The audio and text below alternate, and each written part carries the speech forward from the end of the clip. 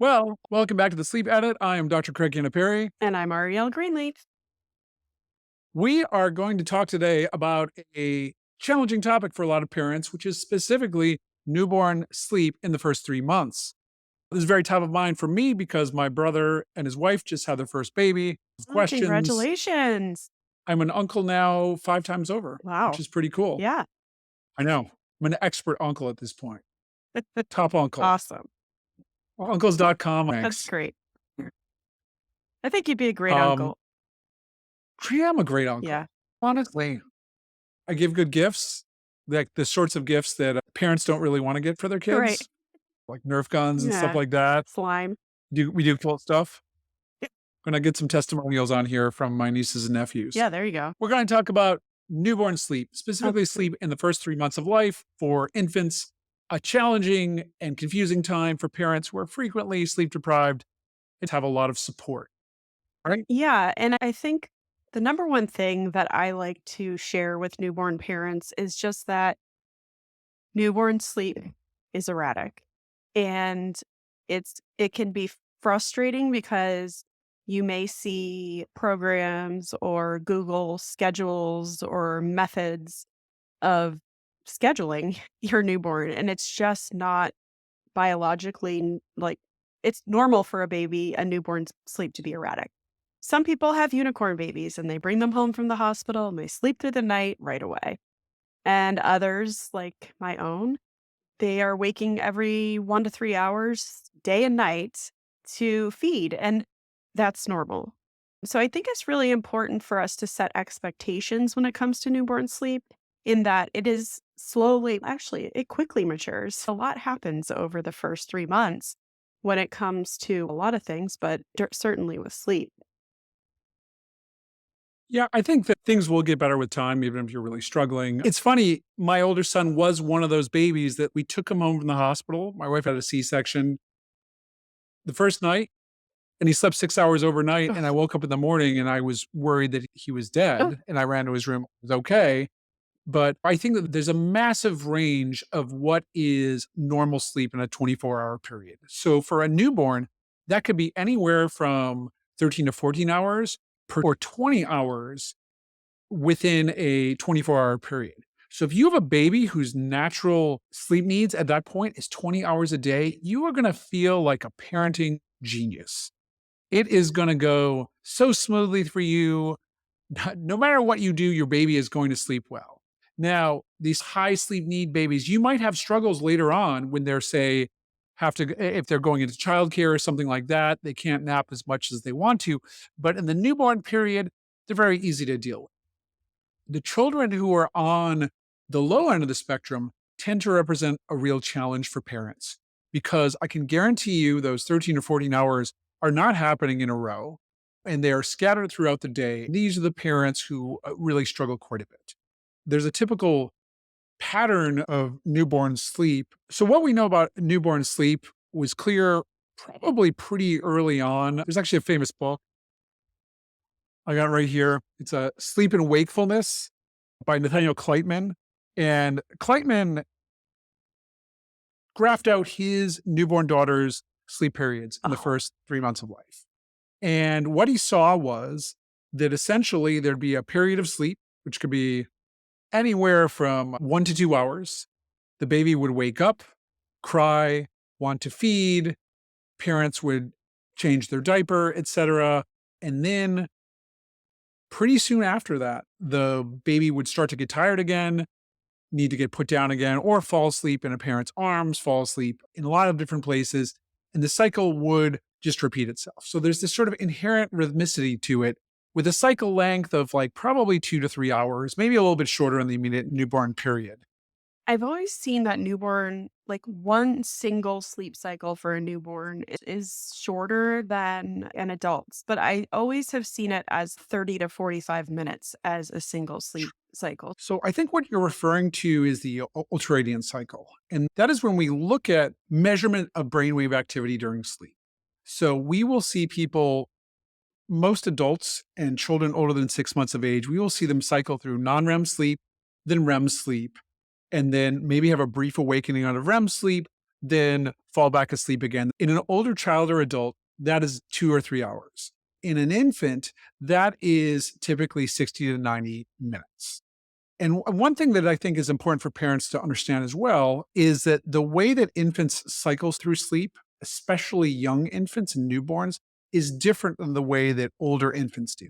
Older infants and adults, they have this slow wave sleep, which is fairly deep. Then they go through REM sleep, where the breathing might be a little bit irregular, but every muscle in their body is otherwise paralyzed, except for the diaphragm, the main breathing muscle, and the eye muscles. In newborns, this is inverted. So newborns enter sleep through the analog of REM sleep, which is called active sleep. And what's interesting about this is newborns don't have that complete paralysis during REM or dream sleep. So they will commonly cry out, move, grunt, smack their lips, etc., and do all this weird stuff right when they're falling asleep that is often alarming to new parents. And this is normal. Then they'll go through a period of what is called quiet sleep, and that's analogous to slow wave sleep, and then often wake up to feed. So it's inverted right at birth. And then once kids get to 3 or 4 months, you'll see that sort of flip of that cycling there, and you'll see more traditional is not the right word. What for the rest of the lifespan, which is non REM sleep, then REM sleep, cycling over and over. I think you make a really interesting point there. And I think one of the biggest things I wish I had known back in the day was I didn't know really about active sleep. And so I think when she was, you mentioned like a 60 to 90-minute cycle, actual sleep cycle. I think what I did, and I know other parents have done the same, is as she's going through that. What did you call it? When she was going through that and she was cycling through the REM sleep, I mistook that as she needed me, she needed to be fed, she needed something, she needed to get up. So I always tell newborn parents, don't rush. They will tell you if they need you. They have lungs and they can scream. And so if they're just twitching or grunting or even crying out a little bit, give them a little space and see if they then cycle back into quiet sleep. Because I think one of the biggest problems is we just don't know this stuff when we come home from the hospital. And we inadvertently create a habit of going over to the baby when anytime they make a squawk or a movement. So I think that's really something that a lot of my newborn clients in the past have said, wow, I didn't know that. The there's a book, I think it was like came out 7 or 8 years ago called Bringing Up Bebe, which was by Pamela Druckerman, I believe. And it talked about she was raising her infant in France, which again, it's a Western country, but there are a lot of different behaviors around sleep. And a lot of the French babies seem to sleep pretty well. And she talked about this idea that French parents tend not to rush in at the first sign of trouble. I Was it mean, Les not the first sign Pas of or trouble. something? Yeah, she called it "le Le pause," which Pas. my French friend thought was terrible, and that's true in this situation too. If you hear your baby stirring in the monitor, just wait a moment. Yeah, You again, like you do need to be responsive in these first 3 months of life. Children absolutely. don't know how to self-soothe. They obviously need to feed frequently, but if you hear a little bit of noise coming from your child, you don't have to rush over, pop the pacifier in the cry hole, or immediately start changing their diaper. You can just wait a moment and see what happens. I'm not saying wait 30 minutes till No. they're screaming, but like you'll get a feel for how these rhythms work. I think the fact is babies don't this sort of pattern of, sleep, wake, feed, sleep is pretty hardwired into them. Like you're not the cycle lengths may be shorter or longer. Sometimes they're going to be more frequent during the day. Sometimes they're going to be more frequent at night. If your baby is sleeping some of the time, feeding, you're doing it right. If it feels chaotic, it is a little bit Yeah. chaotic because the natural maturation of cycling through different stages of sleep, the lengthening of sleep at night, having more sleep at night during the day takes a little while to kick in. I think one of the tricky Um, parts too is, again, you and I were talking about how in the United States, we don't have maternity leave for very long. At the same time, the AP recommends room sharing for up to 6 months, but babies are loud and they do cycle into loud phases of sleep and it affects parents. I think it's challenging because a lot of parents, a lot of moms have to go back to work after 6 weeks. Paternity leave is short and it's very stressful because there's some urgency, right? To get things on Right. track. And the fact is that there's only so much you can control. And if your maternity leave is 3 months long, there's a good chance your baby's still going to be waking up during the night. But why don't we start talking about the sort of sleep cycles in the first 3 months, what you would expect, and different stages of the game, and what parents maybe should be focusing on. Okay. Yeah, Sound good? absolutely. I think it's really important in the first month of life, again, to give yourself grace and get used to this new reality. Even if it's your second, third, fourth baby, it's going to be different. Assume we're going to just fall into this role of knowing what to do and pray that our baby knows how to sleep. But I think having some grace with yourself is really important. But as far as sleep goes, essentially your baby is probably going to just be eating, sleeping, waking up, pooping, eating, sleeping. It's very normal for anywhere from 13 to 14 hours or 20 hours in a 24-hour period. It's very common. Their number one job of a newborn is to gain weight and to grow. Waking frequently to eat is normal and should Mm. be expected, as frustrating as it might be. So let's see, first month of life. Yeah, How frequently do you expect baby to be feeding? I would say anywhere from every 1 to 3 hours. It depends. I've had some clients in the past whose newborns have just needed to, especially if you're establishing breastfeeding. So supply and demand is essential. And so in some cases, some breastfed babies might need to be fed every hour or 90 minutes. But in general, it's Yes. probably every 2 to 3 hours. I'm just giving extremes there.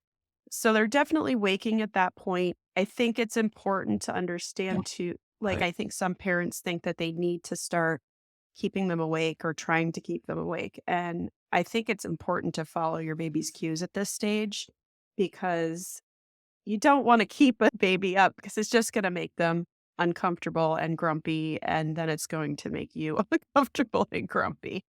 So why don't you review some of the sleep cues that parents should be looking for in a very young infant Yeah. that might signal that the child is needing to be soothed to sleep? Yeah. I think by the time they're yawning, big yawns, it's definitely overdue. You got to get them down right away. But I think pulling on ears or like any sort of rhythmic movement to attempt to soothe. I'm trying to think of other things that No, I think that's good because these things can be very subtle. very And I feel like you don't miss much by trying to put your baby down and to soothe them and put them down, right?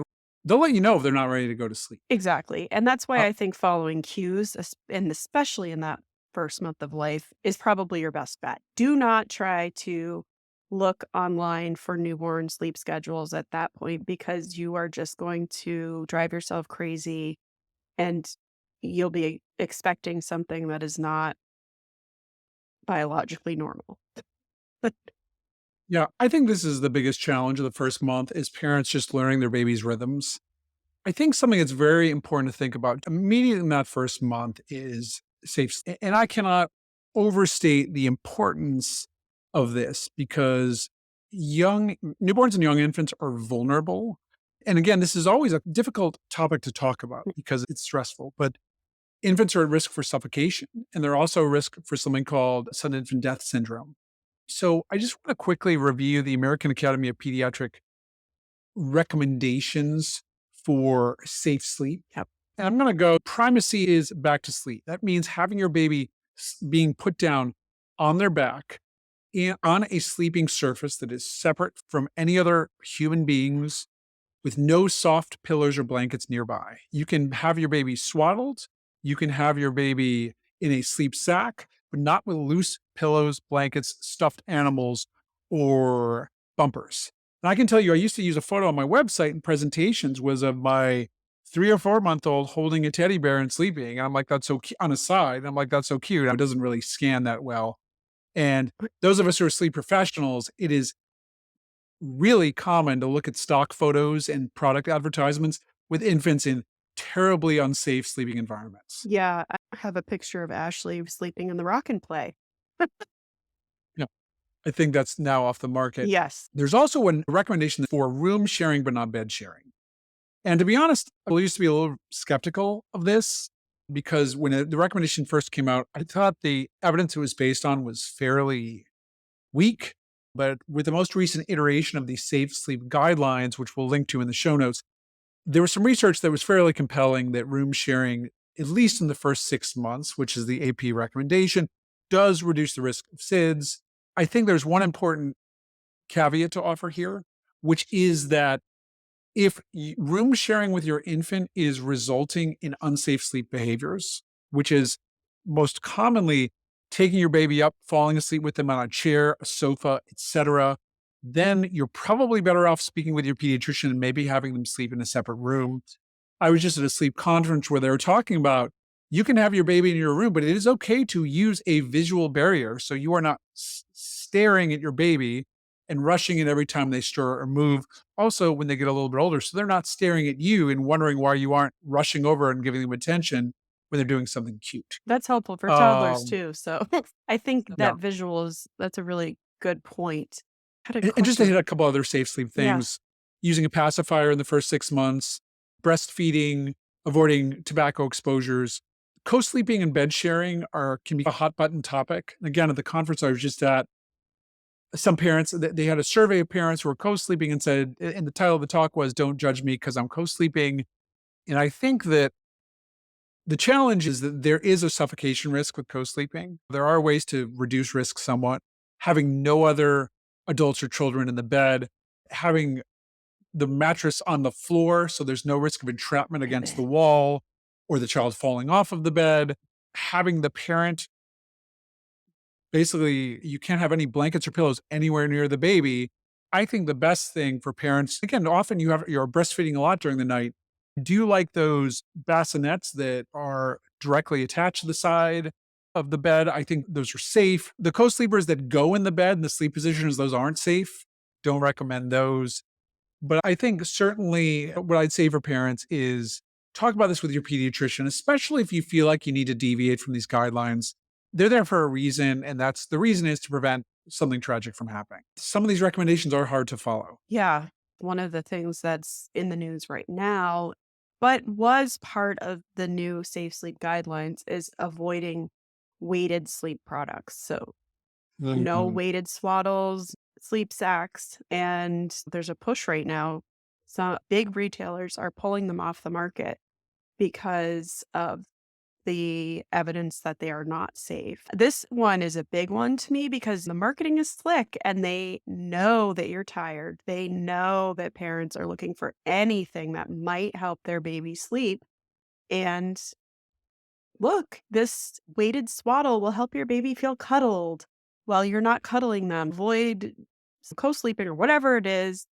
Buy this product and your baby will magically sleep. Now, I had one sent to me. Actually, I've had two sent to me, different companies. And one of them was almost a pound and it was for an infant. And I was shocked at how heavy it was. Shocked. So, Yeah. And I think I just want to amplify that and say that when I'm a pulmonologist by training. We know that babies actually have weak breathing muscles. There's a lot of different reasons why infants are vulnerable to compromise of breathing. Their chest wall is soft, their ribs are soft, and also the way that their diaphragm, their main breathing muscle, inserts into the rib cage is just not as mechanically advantageous. Really, yeah, I'd avoid the stuff like the plague. Swaddling is okay, and yes, right. swaddling gives that pressure cue. A nice tight swaddle is great. My older boy had to be swaddled, and if he was not swaddled sufficiently well, he would start getting his arm out like Houdini, and then he would start hitting himself in the head and wake himself up. So I think that we really were very careful about that. My other kid hated the Yeah. swaddle, didn't like the swaddle. You don't have to swaddle if your kid doesn't like it, but if it helps, swaddle them up. But when they start to be making progress towards rolling, that's when you got to stop. Yeah. And usually that's a little bit later, but some kids roll early. So if they Yeah. look like they're about to start rolling, you got to stop the swaddle. Yeah. But I wanted to add to month one day and night confusion. So if you want to talk about the science behind that, I always find it very interesting. Sure. So we've talked about the ultradian cycle. There's also the circadian cycle. Circadian refers to a cycle that's about the length of a day and a night, a 24-hour period. And there's a reason that even in my world, Arielle's world, the first month or two, even the worst sleepers, they sleep most of the time at night. They're awake most of the time at day. And that's because this emergence of the circadian cycle. And there's a lot of hormones, which are signaling chemicals in the body, which drive this. The primary one is melatonin, which you may have heard of because it's frequently used over the counter. Melatonin is the hormone of darkness, and you start to secrete about an hour before you go to sleep at night, and that's called the dim light melatonin onset. And then you have an offset about an hour after you wake up in the morning. But even like individual cells in the body have circadian pacemakers that sort of govern things. But maybe the technical term is entrained by phenomenon like melatonin being secreted at certain times. Babies at birth do not have mature melatonin secretion. They do not have normal circadian rhythms. It is quite common for your infant's longer periods of wakefulness may be occurring in the evening or at night when you are trying to sleep, and they may be sleeping much of the day. And yeah, it's not a great, as much as you love your baby, you don't necessarily want to be partying with them at 2 in the morning, although they may have a strong preference for that, Right. which will not return until they are in college, hopefully.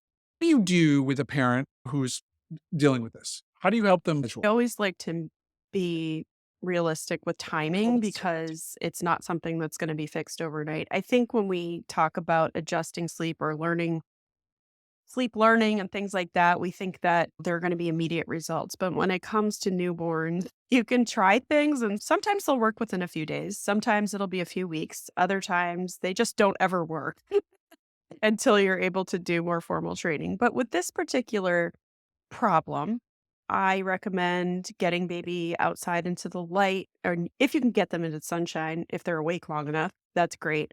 Otherwise, I keep daytime bright and at a normal noise level, and then keep nighttime darker and quieter. So we're trying to promote because social cues do play a role as well in developing this. So if we're able to signal those things, then we can slowly work toward having them distinguish between day and night. Newborn naps can be anywhere from 20 minutes to 5 hours. But what I would say is a lot of times parents will say, baby is taking 5 hour naps during the day and then up every 2 hours overnight. And so what I try to do is have them wake baby after 2 hours during the day, offer a feeding. It can be hard in the beginning, tickling feet, things like that, trying to get them to wake up. But this putting a cap on that daytime sleep, even if you feed them and they go right back to sleep, at least you've gotten them up and they've fed and you're changing the fact that you want to push those longer stretches overnight. Those are the two things that I recommend. And also, l- I like parents to understand that it does rectify itself within about 6 weeks or so, give or take. Yeah, personally, we didn't struggle with this with either of our kids, but it can be really Yeah, I didn't difficult either. to handle.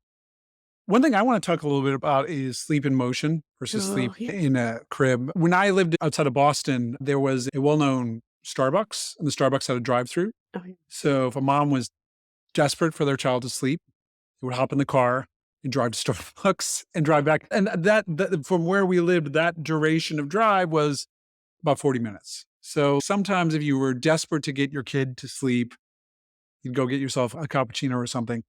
Certainly, a lot of devices like swings are very popular, taking babies in strollers, driving in the car. And I think that, for older kids, we talk about sleep onset associations, like having associations with sleep that parents can't reproduce during the night, lead to night wakings. I'm less concerned about this in this age group, but I do think it's important that it also means attended sleep. Like you should not leave your child sleeping unattended in a car seat There have been cases of kids getting the straps getting malpositioned, suffocation, etc. So if your child is sleeping in a swing, and we do this a lot with our older son, he was in the living room where we were. Now, we didn't have to stay there every second watching him, but we didn't stick him in a swing in his bedroom and Right. then just Walk not come away. back for 3 Right. or 4 Yeah. hours. So, I think that's an important distinction because it can be really useful for children that have struggling to Mhm. settle. I don't have a problem with it, but just again, the swing is fine, but don't put your kid in there for 4 hours and not look at them. Absolutely. The other thing, you talk about the witching hour, do you see that developing more in the first month or in the second month? I think we talked about those in the past. Yeah, why don't you go with the witching hour? Yeah, so the witching hour, I always say it's a misnomer. It reminds me of morning sickness because it's like morning sickness is not limited to, oh, Craig, you don't even get to know these joys. But anyway, so the witching hour usually comes on right when dad's coming home from work or the other parent is coming home from work. Someone's been home all day with the newborn, and the other parent comes in, and baby decides that they aren't very happy and they can be extremely fussy and or cry for a couple of hours, honestly. And it's really, I remember thinking I was never ever going to eat dinner with my husband again because every night I was just spending that time trying to help her feel comfortable. Again, with this, it's very difficult to give solutions. I think it's very individual. Sometimes you'll find if you're a nursing parent, there's cluster feeding going on at night in this time, and they can be eating very frequently in the first month, like every 30 minutes or something during this witching hour time. And the witching hour can last anywhere from an hour to well, 3, 4, sometimes 5 hours, unfortunately. But it is something that they grow out of, and generally, it's better by 6 to 8 weeks. So, there is hope. It doesn't Yeah. feel like it when you're going through it. It feels like 6 to 8 weeks is 6 to 8 centuries, but it does, and I would just do what you can to get through it. Ask your partner for help if you have a partner or family member or friend who can come over to just trade off because it can be very difficult and stressful. And this ties into the period of purple crying, which is a program that's put together for the National Center on Shaken Baby Syndrome. Oh, boy. Obviously, shaken baby is a form of child abuse where parents get very frustrated and shake their babies, which can be devastating. And it's hard to imagine yourself in this situation until your 4-week old has cried for 3 hours and nothing you've done has worked. And it is incredibly Yeah. stressful. Purple is actually an acronym. P stands for peak of crying. U is for unexpected, the crying comes and goes. R is for resists soothing. L is for long lasting, and E is for evening. So this ties Mhm. into this idea of the witching hour. Yeah. I would say to parents, when your child is going through this, and really the peak is 4 to 6 weeks of age, at this point you've seen your pediatrician a bunch. If your child is feeding well, growing well, etc., you go through your checklist if your baby's crying. Is their diaper Yep. clean? Are they hungry? Is their clothing wet for some reason? You take a look at them, you make sure they're well. And, it is okay to put your baby down someplace Yeah. safe if you're feeling frustrated and let them cry. No matter what some people say, crying is not dangerous for babies. Sometimes they cry. It's a natural developmental phase that we're going through here. And it can be challenging, but you will get through it and then move on to month 3 when things tend to start to go a little bit more smoothly.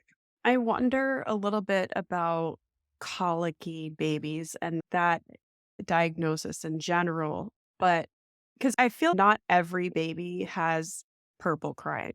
I had a friend who had her son had it, and it was just 5 hours every day. And I think the witching hour many babies go through, but purple is a little more extended. Wouldn't you say that it's more just Yeah, a distinction yeah, no, there? I think what they're trying to get at is that there is a phenomenon of increased crying developmentally at this period. And for a lot of parents, it's alarming. Yeah. And I'd say, yeah, the kids in the purple crying, they have this diagnosis of colic, which is really just you're on the more extreme end of this Yeah. developmental phase. And it can be a lot. And I always encourage kids, they're drawing up their legs, Yeah. their abdomen is stiff. And the way you can differentiate this is usually the colic episodes, they may be prolonged, but they usually have a predictable rhythm to them. Mhm. Of course, if you are ever worried that your baby is doing something out of the ordinary, you should call your pediatrician. Absolutely. If you're worried there's something wrong with your baby, call your pediatrician and go to the emergency room. You should also recognize that there are going to be cycles of crying. You'll have checked everything. Your baby is growing and developing normally. It's just going to be difficult. This is happening at night when you're exhausted and you're trying to sleep. Is there a reason why these babies need to go through this period? I feel like there's a lot of voodoo around it. And again, please reach out to us if I get this wrong. But my understanding is there is people try things like gripe water. They Mhm. might try switching Yeah. formula, if it's a protein allergy or something like that. Try things like Gaviscon drops. I don't think there's a robust field of evidence about this or it's understood. Of course, there are children who actually have GI Right. issues, et cetera, which can mimic this, but that's why you need to work with your pediatrician. Yeah. I think colic is what we call this when we don't have a good Yeah. reason for it. Yeah. So let's talk about month 3, maturing sleep cycles. I wasn't done with month 2. I didn't mean to rush you. That's Let's talk more okay. about month 2. Yeah, I think the thing I love about month 2 is that you're getting out of those really stressful things that like day and night confusion, the purple crying and stuff, that starts to get better by the end of month 2. And the other thing that happens in what I've seen, it may not be medical. I have a question. Yeah. So are you saying about the best thing about month 2 is that it's a maximum of 31 days? It sounds like Yeah, that's I it. know. It's generalized, right? And if a baby is early or they're in the NICU, and I'm just, Yeah, no, the good thing about month 2 is it doesn't last more than a yeah, month. exactly. But I would say that Um, one of the positive things about it is that many times in this month, we start to see a longer stretch of sleep at the start of the night. And often we see more of a pattern starting to develop about the day. What does our day look like? This pattern usually does not stay the same for the next month and a half. There are many growth spurts that happen during this time, and the 3-month growth spurt is one of the biggest ones that parents will call me and they'll say, "Oh my gosh, I think my baby's hitting the 4-month sleep regression early." And I always say, "How old is your baby?" And their baby is around 3 months. So 3 months is a huge growth period. And it's important to know that growth spurts don't last forever. There are a few days your baby may wake more to eat because they're growing. But backing up for a positive in the 2nd month, I often see babies start to consolidate that first stretch of the night. yeah, no, I would agree. But I think it was we segue into month 3. That's honestly, I think I remember that being a pretty exciting time. You're starting month 2 is when you get the emergence of the social smile. Yeah, Your baby does become more interactive totally. and you start to see more mature day night cycling. Yeah. The night awakenings, they're not going to go away in month 3, but it's going to, all of a sudden, for most parents, it starts to feel more manageable Yes. in month 3. Yeah. You get a lengthening of that nighttime sleep period. You get a transition to the baby's entering sleep by this deeper sort of non-REM sleep and cycling through REM sleep. One of my hobby horses here is what can parents control? And I think one of the things you can control is developing a really good bedtime routine. And Yes. to be frank, in that first 2 months, it's nice. And if it's your first child and if you live in a 2-parent household or there's other adults, often you'll have some very elaborate parenting routine with the singing of Yep. songs and application of lotions, the reading of stories, You sound like a all of sleep this stuff. consultant. Yeah, but I remember with my first son, we'd have these long bedtime routine and it would be so great. And here's what I'd say to parents is have a bedtime routine. Your ideal bedtime, look, enjoy your baby's company as much as you can, but the structure, the underlying scaffolding of your bedtime routine should be such that one parent can do it, Yeah. right? Because I get it. It's your first newborn. Maybe you're nervous around the bath or something like that. But the fact is, if you are going to have other children, you are going to have to learn to get more efficient at this. Say for most families, basic template is if they need a bath, again, people don't need a bath every night. We've talked about what happened when I was a child in this podcast, which go back to our social if you want to see that. But you may or may not bathe your child, change them into their pajamas, sing them a song. You rock them to sleep still at this age. You don't really want them to fall asleep drowsy, but awake at this. You can try the end of month 3, month 4, but there's no urgency to this. But again, do your routine every night. Feel comfortable with it. Feel a sense of mastery. The first couple Yeah. times you're going to do it, be like, what am I doing? You're going to feel like a poser, like you don't know what you're doing. The fact is, your baby doesn't know any better. Your baby thinks you're the best, Yeah. no matter what you do. Keep it simple. Keep it as something that's manageable and not exhausting to you. You should feel a little bit of a lift with your bedtime routine. You shouldn't feel like a sense of dread that it's this tremendously elaborate process that you have to get through. Yeah. Because if you keep a consistent, like, order of things, babies start to understand those routines. I'm always surprised at how smart babies are and how quickly they catch on when we provide the right environment and the right behaviors ourselves. So I think having that predictable routine that's simple that anybody can do, even grandma or grandpa or whoever, bathe the baby, read a book, all these little things, keep it simple. It does help a baby to start to settle because they know what's coming next. Short bedtime routine consistently is way better than an elaborate bedtime Yeah. routine that you're struggling to get through on a Yes. consistent Yeah. basis. The fact is, your baby will learn to be consistent if you're consistent. And there's a certain amount of chaos that gets introduced when we're sleepy, right? Mm. You don't have to do it at the exact same time every night. You don't need a checklist. Right. It's keep the same template, do it at the time that seems to work, which you're going to have to feel out a little bit. Mhm. Ariel, I think this is something that a lot of people who haven't had their first baby don't realize too, which is the timing of bedtime can often be quite late for babies that are napping multiple Yeah. times during the day. Yeah. Yeah, talk about that a little bit because I think that's maybe a sort of a through line in these first couple of months of the timing of napping, the timing of the nighttime sleep period. Yeah. It's interesting because, again, I am not a medical professional. So what I share with you is completely anecdotal. It's based off my experience of I've actually worked with thousands of parents at this point, but I have actually found that many parents are struggling in that bedtime around the bedtime hours, right? So even if the crying has stopped, they're struggling or baby is fighting sleep. And what I've found is for some babies, not all, moving bedtime earlier actually helps them avoid a prolonged witching hour or avoid fighting sleep. And I can't say it across the board for everybody.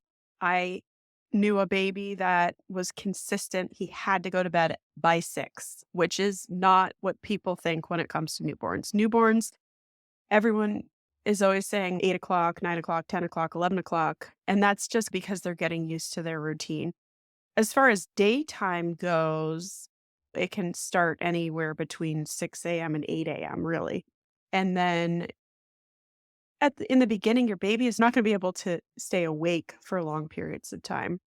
And I always like to explain that the wake time, the time that they're awake, includes the feeding and the diaper changing. It's not like you feed, you change the diaper, and then they have an extra 45 minutes to play.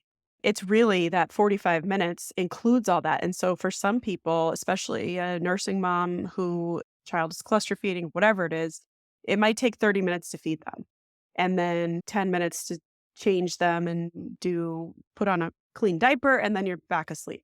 So again, it's especially in the first month, unpredictable there. You just have to follow their cues.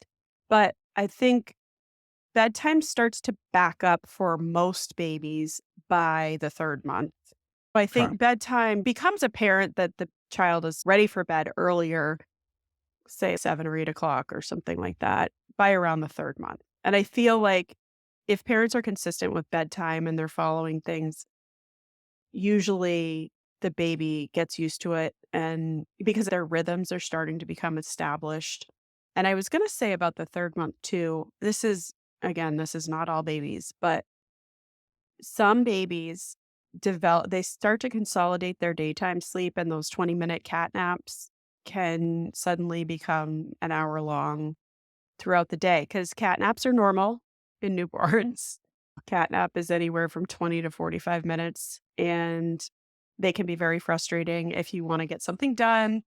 And it's like you put the baby down, they're awake. By the third month, some babies are ready to consolidate that sleep.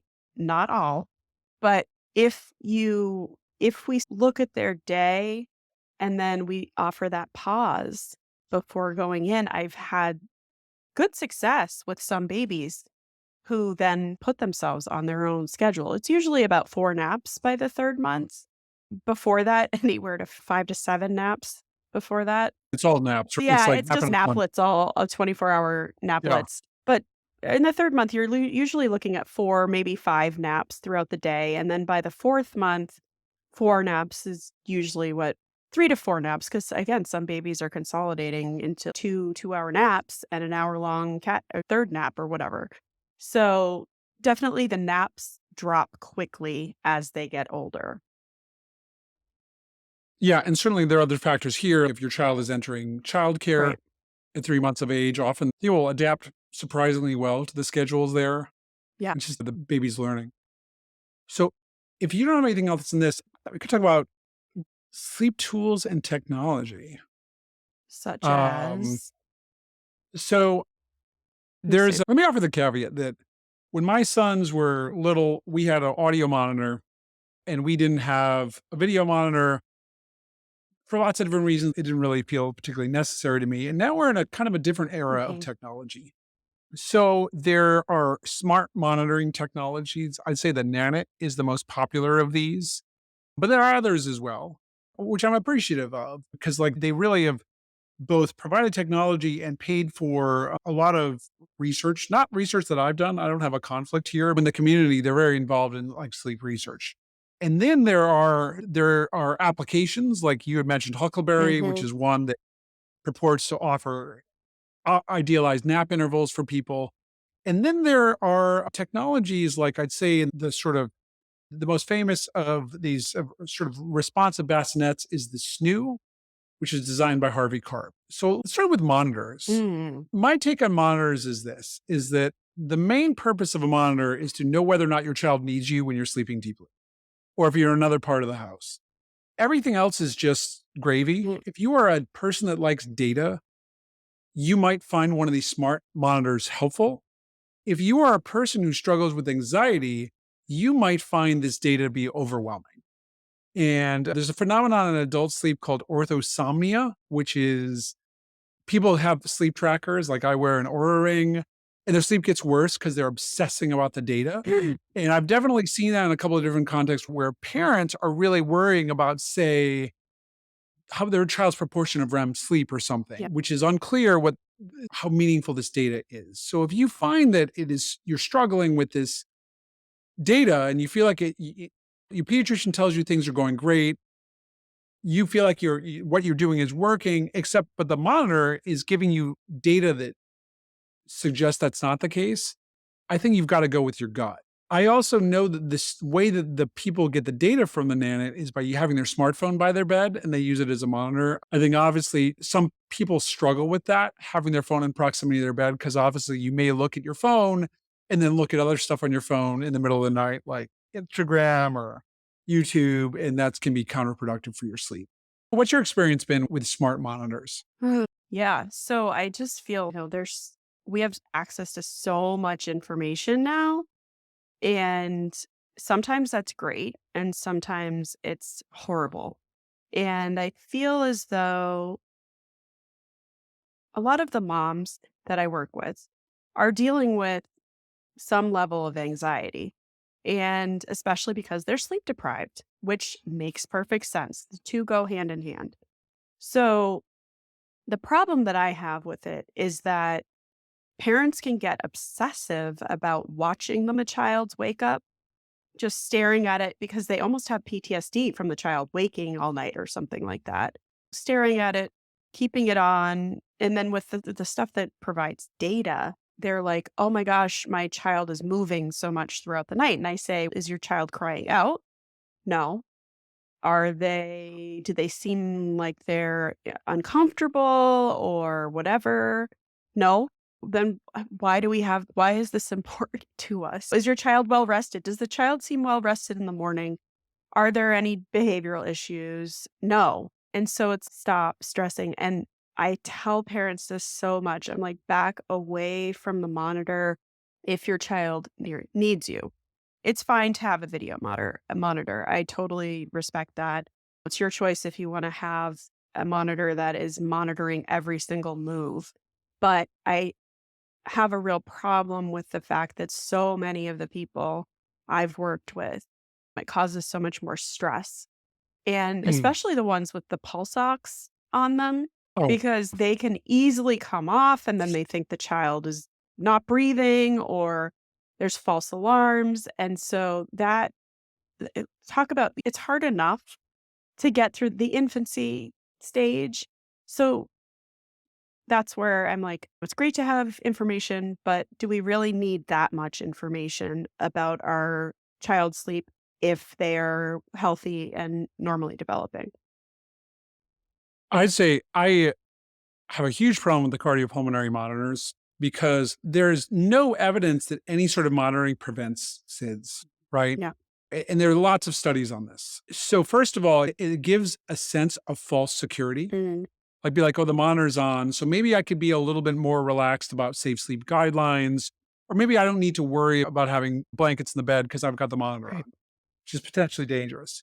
But the other, these algorithms for this data, they're proprietary. We don't know how it's determining alarms. There's not a lot of transparency with devices like the Owlet. And then we'll have parents coming in and be like, my monitor is saying my kid's desaturating. And now we're looking at maybe doing like a in-lab sleep study, which can be quite For an expensive. infant? Oh yeah, no, we do. We study infants all the time. No. The other thing is in the era of room sharing, yeah, you maybe need the monitor when your baby is in bed and you're not, but when you're in bed, you don't need the monitor. They're going to wake you up if they need. So again, if it gives you comfort, if it helps you feel confident in your parenting decisions, it's great.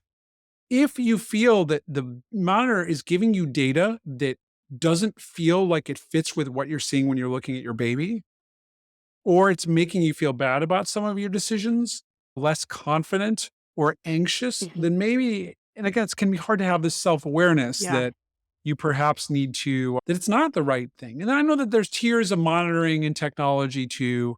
Again, like I love technology. I would have totally been into this stuff when my kids were little. Yeah. I think a lot of times parents need permission to not be so hyper vigilant. Like, I feel like a lot of times parents feel like they need to be solving all these issues that aren't even issues, which then causes more stress and anxiety.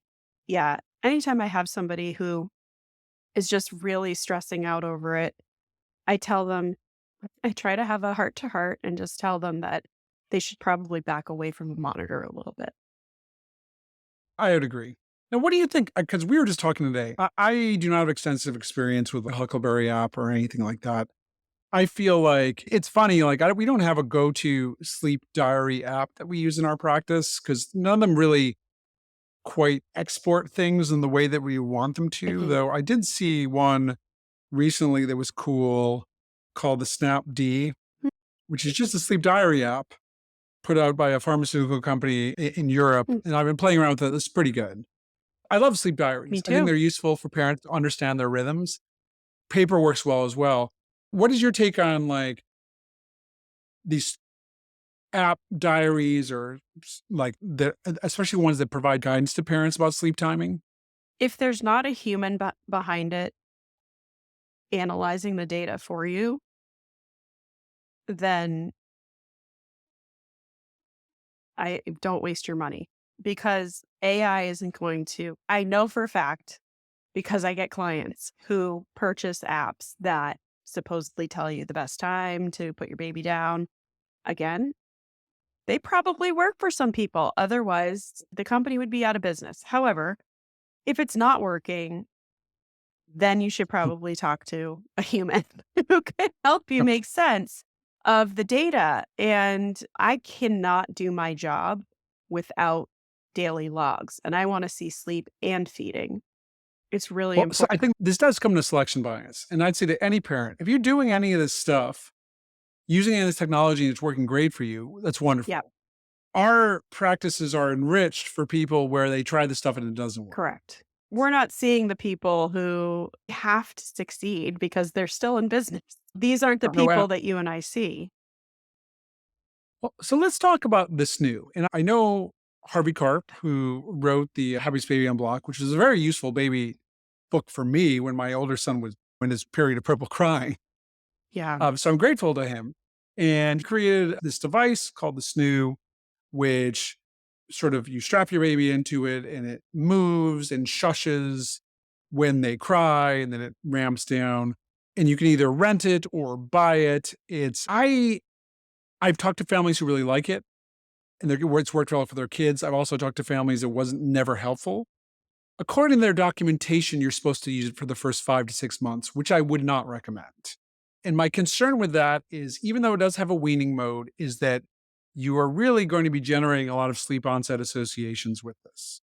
And again, this may be helpful for some families, especially families whose children or whose parents have to go to back work early, but it runs the risk of being a little bit of a crutch if you're using it long term.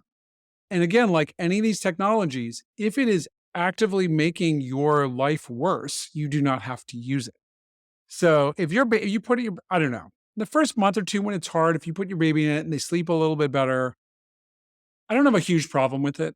But if you're trying to put your kid in this and they don't like it, you don't have to use it. And I would say that for me personally, I would be trying to wean babies off this as quickly as possible. Third month of Yes, I was life, just I gonna would say say. about the 3rd month would be the best time to do it. In my experience, I know they have a weaning mode, but again, we see the people who struggle. And Sure. so I see and have worked with and have had to help many families wean off of the snoo. And I have a problem with the fact that these 4 and 5-month-olds are still being swaddled. And I think there's some developmental concerns about swaddling as kids get older and Yeah. want to be using their hands more. But I would agree that I don't know. It's a. I think that the people who made it are well intentioned and they're trying to solve a problem that is very Yep. real, which is sleep deprived parents. I honestly don't worry about sleep deprived babies because they're going to get the sleep they need. Yeah. They're not going to necessarily do it at a time that's convenient for you. Yeah, exactly. And babies aren't driving cars or jet planes. They're not doing surgery. They're not trying to prepare for big presentations at work. But parents have real world responsibilities. And I applaud anyone who's trying to make the world a little bit better and help parents sleep a little bit better. But I think like any of these things are tools, and a tool can help you or it can hurt you. Mhm. None of them are magic. It would be cool if there's something that worked perfectly for everyone without any caveats, but that's just not how things work. Right. So I'd say to parents, be an informed consumer, try things out, but if they don't work, you don't have to stick with Yeah, I would also say one of the other things that parents come to me and they're like, I've tried 15 different types of swaddles and or sleep sacks, and they're still not sleeping well. Sleep sacks do not help it. babies sleep. And I know that the marketing is slick, and I know that they promise things or they at least allude to better sleep. But honestly, swaddles and sleep sacks are really just a wearable blanket for your baby. Yeah, it's And just a blanket. yeah, it's just a blanket that's safe. So don't get caught up in, I've tried this swaddle, I've tried that swaddle, and spending, I've literally talked to people that have spent hundreds and hundreds of dollars on swaddles and sleep because they think one of them is going to magically make their child sleep better. So I think we covered all the questions we wanted to. What are the red flags when parents really should be worried about their newborn sleep? And why don't I take the medical ones and maybe you cover the ones that are when parents really need help with managing the sort of mechanics of and timing of sleep. If you're experiencing a newborn that's awake for hours and hours or is not sleeping just no matter what you do, I would then refer over to a pediatrician because something might be underlying there. I agree with you that if you ever are uncertain or questioning, call your pediatrician. Don't ever feel like you're bothering them. I think it's better to be safe than sorry. Most likely your baby's okay and just being normal. You never know. And so I'll toss it to you for the medical because there are a lot of times I do just have the parent check in with the pediatrician. But if your baby is gaining weight appropriately and there are normal bowel movements, normal wet diapers, and they're not sleeping great, it's just normal for a newborn. Yeah, I'd say the red flags are look at what you expect babies to do, right? They're supposed to grow. Mhm. So if they're not growing, that is probably the most concerning thing Yes. that needs to be evaluated. And that's why you see your pediatrician so frequently in the first couple of weeks of life. And then after that, every couple of weeks and then a monthly tempo. Certainly, if your baby is, I don't want to say if your baby's unconsolable at all, you should be worried, but I'd say certainly if it seems they're inconsolable in a way that is out of what you expect. Yeah, if your kid's crying for 2 or 3 hours every evening, that's normal. But what if your kid is crying for at a different time of day or in a different way than you're used to? I think certainly any problems with peeing or Mhm. pooping, if your baby seems weak or floppy, I think that you're not going to miss bad stuff, Yeah. honestly. But sometimes it takes a moment just to step back, take stock of things. Even you could say, okay, I'm looking at my baby. He's vigorous. His last weigh in was good. He's had lots of peeing and pooping. He's okay. He's just fussy right Yeah. now versus being like, he really doesn't look like he normally does. Something really feels wrong to me. Then you reach out Yeah. because if there's one thing I've learned is to always trust parental intuition. It's so true. And if a parent is worried that there's something wrong, I'm worried too until I've done my due diligence and made sure that we're not missing something. Yeah. I always feel best regardless of age.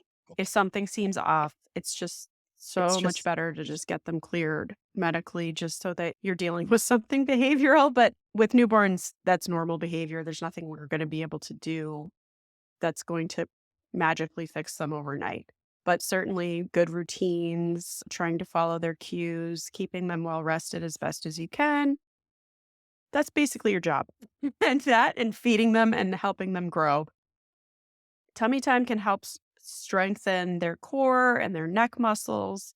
I believe it's recommended for safe Yeah, no, sleep. absolutely. Yeah. Since it used to be that kids before the Back to Sleep campaign, which I think was in the early 90s, they'd have kids would sleep prone. They'd sleep on their Yeah, bellies, that's which how I was, yeah. The reason is kids sleep better on yeah. their bellies. Back to Sleep is safer Yeah. because infants arouse more Yeah. easily.